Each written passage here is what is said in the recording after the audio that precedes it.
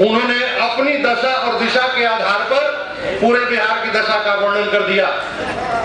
15 साल लालू प्रसाद यादव जी का शासन रहा, 10 साल नीतीश कुमार जी का शासन, 25 साल से सवर्ण राजनीति हाशिए पर चली गई। और साथियों 65 साल में उत्तर प्रदेश आज जहां आकर खड़ा है, यहाँ की भी तैयारी वही चल रही है। मैं बड़े अदब के साथ आपसे कहना चाहता हूँ, आपको तय करना पड़ेगा कि पालकी के कहारों से आपको अपना भविष्य चलाना है कि आपको अब अपने खेवनहार तय करने होंगे। ये तय आपको करना होगा मेरे साथियों। आपने डोली देखी होगी, पालकी का कहार होता है, दूल्हा दुल्हन अंदर बैठते हैं और पालकी का कहार कंधा देने का काम करता है। जिन विधायकों और सांसदों को समाजवादी पार्टी और बहुजन समाजवादी पार्टी से आप अपना समझकर वोट देते हैं, वो पालकी के कहार से अधिक नहीं है। उनकी स्थिति उसी डोली के कहार की है। अंदर तो बहन जी बैठी हुई, अंदर तो मुलायम भैया बैठे हैं और हमारा भैया बेचारा कांधा लेके जा रहा है। लेकिन साथियों अब समय आ गया है, जरा बदल दो। बिहार में कहा गया कि भूरे बाल साफ करो। बिहार में नारा है भूरे बाल साफ करो। भ माने भूमिहार, र माने राजपूत, ब माने ब्राह्मण, ल माने लाला। उत्तर प्रदेश में कहा गया कि परवल को काट डालो। प माने पंडित, र माने राजपूत, व माने बनिया, ल माने लाला।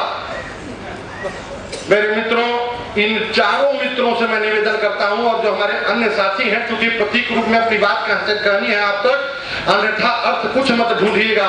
लेकिन मैं इतना कहना चाहता हूं कि जिनको आपने कहा तिलक तराजू कलम तलवार, इनको मारो जूते चार। हे मेरे चारों साथियों तैयार हो जाओ, इनकी अर्थी को कांधा देकर शमशान तक पहुंचाया। लेकिन ये जो डोली के कहार है भाई, इनसे बचना पड़ेगा आपको। ये हमारे ही समाज के जो लोग इन पार्टियों का टिकट लेकर आते हैं और हमसे हमारा समर्थन ले लेते हैं, अपने मान सम्मान का तो सौदा करते ही है, अपने पीछे पीछे पूरे समाज को बेच आने का काम करते हैं। तो अब आपको तय करना पड़ेगा कि आने वाली पीढ़ियों का सौदा कहीं आप स्वयं तो नहीं कर जा रहे हैं। ये तय अब आपको करना पड़ेगा मेरे साथियों।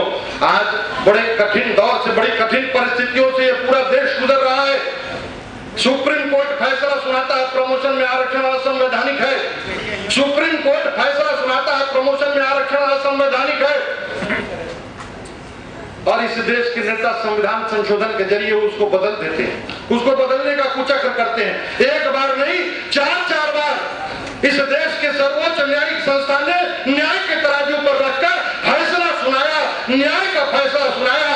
और इस देश के राजनेता, इस देश के संसद में बैठने वाले लोग कुर्सी के लालच में, वोट के लालच में दलितों का तुष्टीकरण करने के उद्देश्य से वो संविधान संशोधन करने का कुचक्र रच डालते हैं।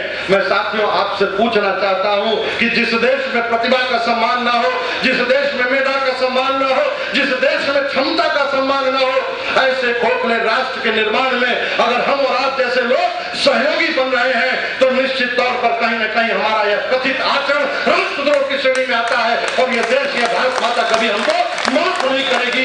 इसका उत्तर भी आपको ढूंढना होगा मेरे साथियों, इसका उत्तर आपको ढूंढना होगा। वक्त गुलशन पर था तो लहू बहाया हमने, वक्त गुलशन पर था तो लहू बहाया हमने, और जब बहार आई तो कहते हो तुम्हारा काम नहीं। वक्त गुलशन पर था तो लहू बहाया हमने और जब बहार आई तो कहते हो तुम्हारा काम नहीं। तो सुन लो कान खोलकर, आने जो 2014 आओगे हमारी तुरबत पर चादर चढ़ाने, कफन उड़ा कर न भेजा तो सवर्ण का नाम नहीं। 2014 में आओगे हमारी तुरबत पर चढ़ाने चादर, कफन उड़ा कर न भेजा तो हम सवर्ण का नाम नहीं। ये संकल्प है, ये शपथ है हमारा मेरे साथियों, ये शपथ हमारा तय करना है मेरे मित्रों। वक्त आ गया है, अभी नहीं तो कभी नहीं, अभी नहीं तो कभी नहीं। 25 साल से बिहार में सवर्णों की राजनीति हाशिए पर चली गई, लगभग 20 ही साल उत्तर प्रदेश में भी होने को है और अभी चूक गए तो हो सकता है कि आपकी स्थिति भी वही हो जाए जो वहां पर है। इसलिए आपसे कहना चाहता हूं, आपको सतर्क रहना है।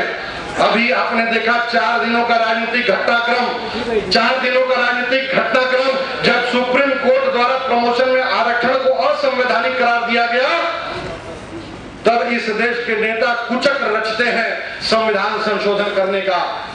आनंद फानन में कांग्रेस का उतावलापन देखिए।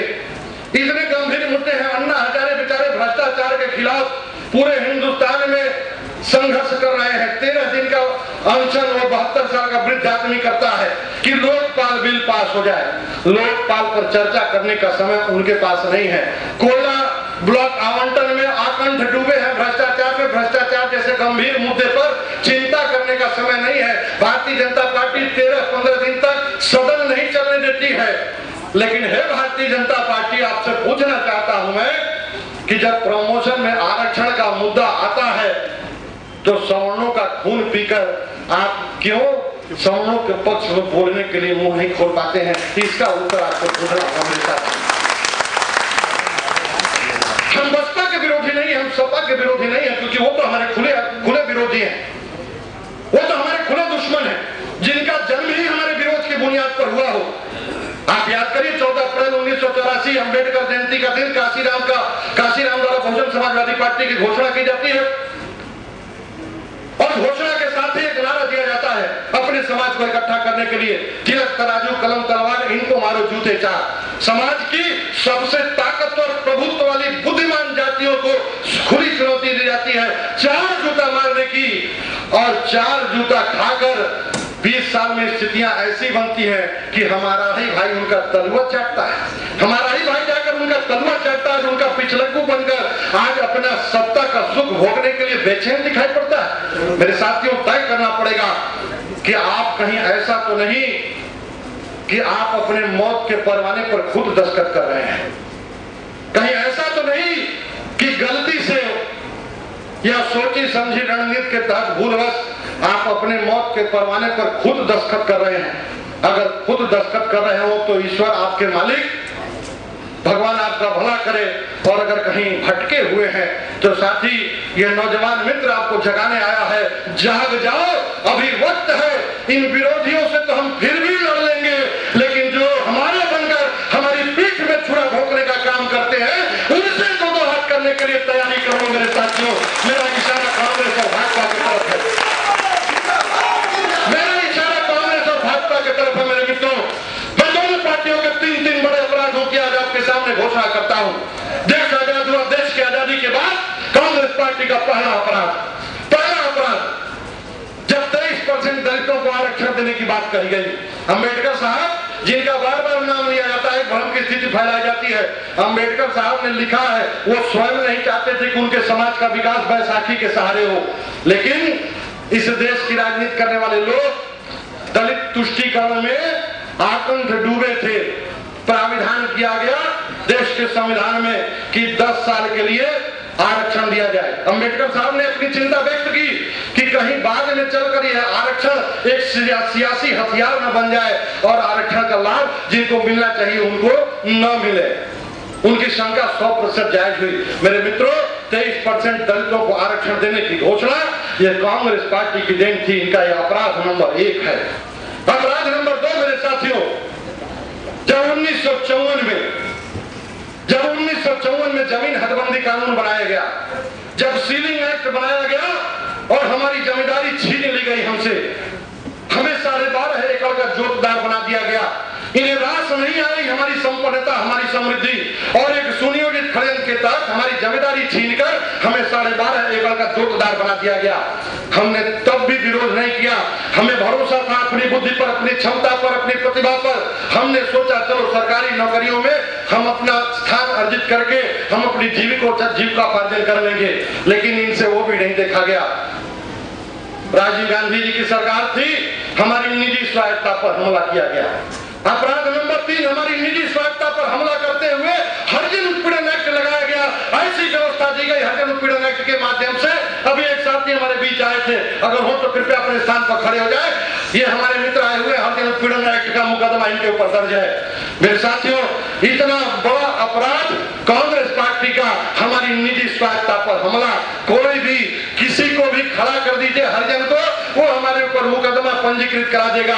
हम साबित करते रह जाएंगे कि साहब हम उत्पीड़क नहीं है, हमने कोई दमन नहीं किया है, लेकिन इस देश का कानून हरिजन उत्पीड़न के नाम पर उनके तुष्टीकरण के लिए हमेशा आगे खड़ा रहेगा और हम अपने अस्तित्व की रक्षा बचाते बचाते बाएं दाएं फिरते रहेंगे। कांग्रेस के इन तीनों बड़े अपराधों का हिसाब आपको करना पड़ेगा मेरे साथियों। 23% दलितों को आरक्षण कांग्रेस पार्टी की देन।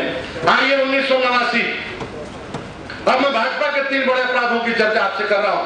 ये वो दोनों पार्टियां हैं जिन पार्टियों को अपने अपने खून पसीने से सींचा।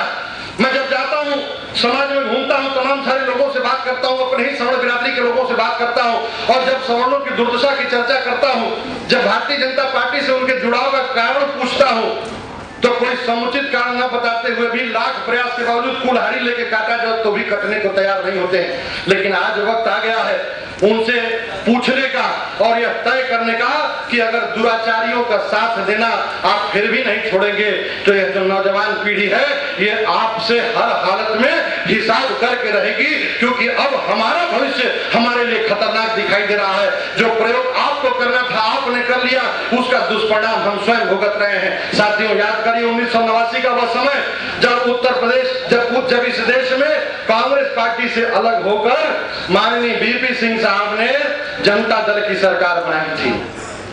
स्मरण होगा, जो पुराने लोग यहाँ पर बैठे हुए हैं, जनता दल की सरकार बनी थी और जनता दल की सरकार को समर्थन भारतीय जनता पार्टी ने दिया था।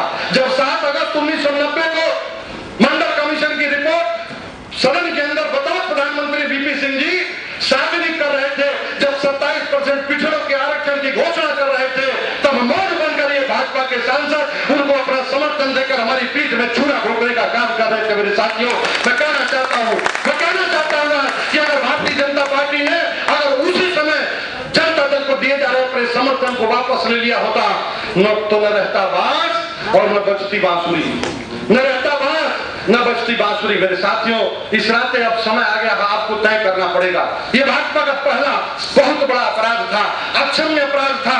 हम सवर्णों के 27% हक और हकूक पर डाका डाला गया, छीन लिया गया हमारा अधिकार, छीन लिया गया हमारा हिस्सा।